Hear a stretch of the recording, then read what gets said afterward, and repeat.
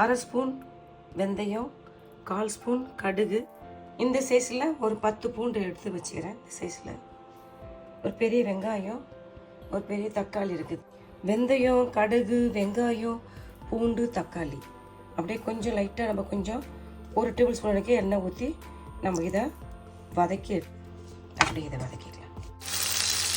அழகாக லைட்டாக 1 table spoon வரைக்கும் எண்ணெய் ஊற்றி இதை அப்படியே நல்லா அழகாக நம்ம வதக்கி எடுத்துக்கலாம். தக்காளி, வெங்காயம், பூண்டு, ஒரு பெரிய சைஸ் வெங்காயம், ஒரு தக்காளி, ஒரு பெரிய சைஸ் தக்காளி, ஒரு 10 பல்லு பூண்டு, ஒரு 1/2 ஸ்பூன் வெந்தயம், 1/4 ஸ்பூன் கடுகு. இன்றைக்கி எனக்கு கொஞ்சம் நல்லா வதக்கிட்டோம். இது வதங்கின வரைக்கும் போதும். இது கொஞ்சம் நம்ம ஆற வச்சு அரைச்சி கொண்டு வந்துடலாம். நல்லா வதக்கிட்டோம். இது கொஞ்சம் ஆறட்டும். அந்த பிறகு இதை நம்ம அரைச்சி கொண்டு வந்துடலாம். நம்ம வதக்கி வச்சிருந்தோம்ல வெங்காயம், தக்காளி, பூண்டு ஆறிடுது. இதை அரைச்சி கொண்டு நல்லா எடுத்துக்கலாம். ஒரு 100 கிராம் அளவுக்கு நம்ம நல்லெண்ணெய் எடுத்துக்கணும். எண்ணெய் சூடாகிடுச்சு. நம்ம இதில் கொஞ்சம் கடுகு சேர்த்துக்கலாம். ஒரு 1/2 ஸ்பூன் சீரகம் சேர்த்துக்கலாம். ஒரு 1/4 ஸ்பூன் வெந்தயம் சேர்த்துக்கலாம். 2 காஞ்ச மிளகாய் சேர்த்துக்கலாம். கருவேப்பிலை சேர்த்துக்கலாம். பச்சை மிளகாய் சேர்த்துக்கலாம்.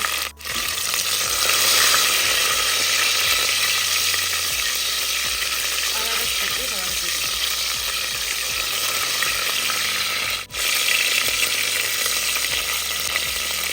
சின்ன வெங்காயம் கொஞ்சம் எடுத்து சேர்த்துக்கலாம். சின்ன வெங்காயம் தோல் வரைக்கும் சேர்த்துக்கலாம்.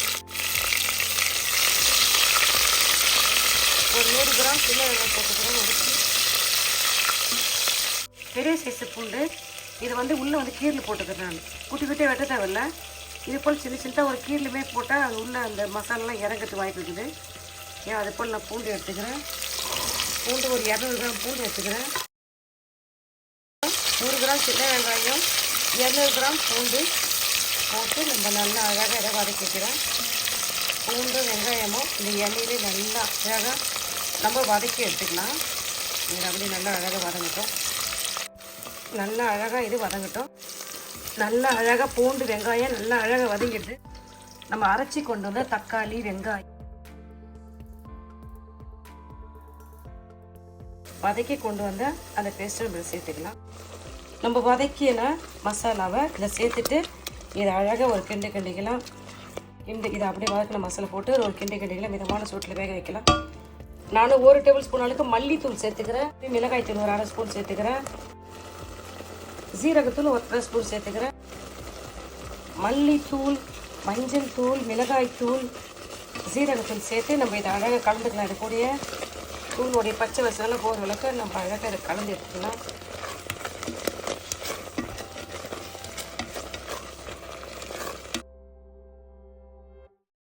ஒரு எலுமிச்சை சைஸ் அளவுக்கு கொஞ்சம் புளி கரைச்சி வச்சுக்கிறேன். நம்ம கரைச்சி வச்ச புளியை நம்ம இதெல்லாம் சேர்த்துக்கலாம். சேர்த்துட்டு இதை அழகாக கலந்து விட்டுக்கலாம். அப்படியே அந்த புளி தண்ணியில் அந்த பூண்டும் வெங்காயமும் நல்லா அழகாக வேகட்டும். திட்டமாக உப்பு சேர்த்துக்கலாம். நம்ம இதில் ஸ்பூன் உப்பு சேர்த்துக்கிறேன். ஸ்பூன் சுகர் கொஞ்சம் சேர்த்துக்கலாம். இல்லைன்னா கொஞ்சம் வெல்லம் சேர்த்துக்கலாம். போதும். இதில் ஒரு சின்ன பீஸு போதும். ஒரு சின்ன பீஸ் வெல்லம் சேர்த்துட்டு இதை அப்படியே கலந்துட்டு அப்படியே கொஞ்ச நேரம் கொடுக்கும். கொதிக்க வச்சு நம்ம எடுத்துட்டா சூப்பரான பூண்டு குழம்பு ரெடி. எல்லாம் சூப்பராக குழம்பு கொதி வந்துடுச்சு. சும்மா இது மேலே சும்மா ஒரே ஒரு டேபிள் ஸ்பூன் அளவுக்கு நல்லெண்ணெய் ஊற்றிக்கலாம். போதும். சும்மா லைட்டாக கிண்டி விட்டுடலாம். வாங்க, எல்லாம் அழகாக வாசனை பார்த்துக்கிட்டீங்களா? சூப்பரான வாசனை வருது. வாங்க சாப்பிட்டு பார்க்கலாம். பாருங்க, என்ன அழகாக சூப்பரான சுவையான ஆரோக்கியமான பூண்டு குழம்பு ரெடி ஆயிடுச்சு. பாருங்கல்ல, அது மேலே லைட்டாக அப்படியே கொத்தமல்லி தழை தூவிக்கலாம். அங்கே சாப்பிட்டு பார்க்கலாம். பாருங்கள், பூண்டெல்லாம் பாருங்கள், அந்த கீரில் போட்டு வச்சு நல்லா புளியெல்லாம் அந்த காரெல்லாம் அழகாக இருக்குது. பாருங்கள், இது போல் பூண்டில் ஒரு கீரில் போட்டோம் வச்சுக்கலாம். சாதம் அதுக்கு அது உள்ள அந்த புளி காரெல்லாம் இறங்கியிருக்கும். சாப்பிடக்குள்ள பாருங்கள், பூண்டில் 2 கீரில் போட்டு வச்சுக்கிறேன். நீங்களும் இதே மெத்தடை செஞ்சு பாருங்கள். இந்த வீடியோ பிடிச்சிருந்தா லைக் பண்ணுங்கள். உங்கள் ஃப்ரெண்ட்ஸுக்கும் ஃபேமிலிக்கும் சொல்லி எனக்கு சப்ஸ்கிரைப் பண்ண சொல்லுங்கப்பா. பாய். தேங்க்யூ.